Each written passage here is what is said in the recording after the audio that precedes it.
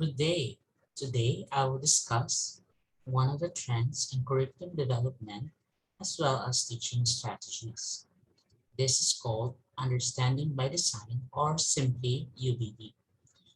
UBD offers a planning process and structure to guide curriculum, assessment, and instruction.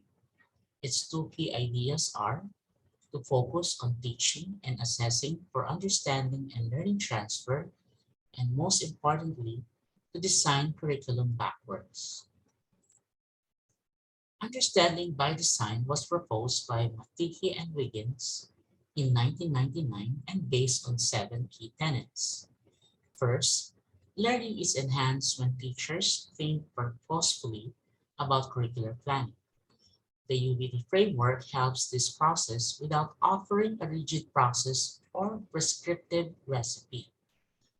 The UBD framework helps focus curriculum and teaching on the development and deepening of student understanding and transfer of learning, that is, the ability to effectively use content, knowledge, and skill.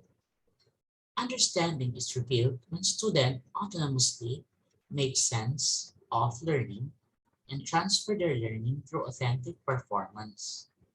6 facets of understanding, which includes the capacity to explain, interpret, apply, shift perspective, empathize, and self-assess, can serve as indicators of understanding. Fourth, effective curriculum is planned backwards from long-term desired results through a 3-stage design process. This process helps avoid the common problems of treating the textbook as a curriculum rather than a resource and activity-oriented teaching in which no clear priorities and purposes are apparent. Fifth, teachers are the coaches of understanding and not mere purveyors of content, knowledge, skills, or activity.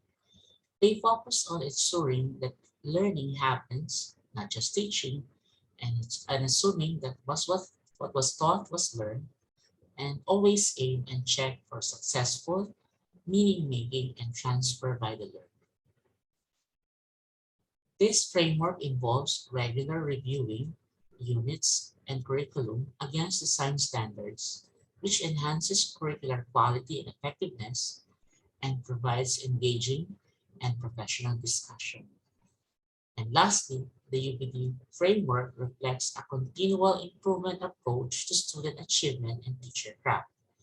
The result of our designs, which is the student performance, inform needed adjustments in curriculum as well as instruction so that the student learning is maximized. The 3 stages of backward design starts with identifying desired results. This answers the following questions. What should students know, understand, and be able to do? What content is worthy of understanding?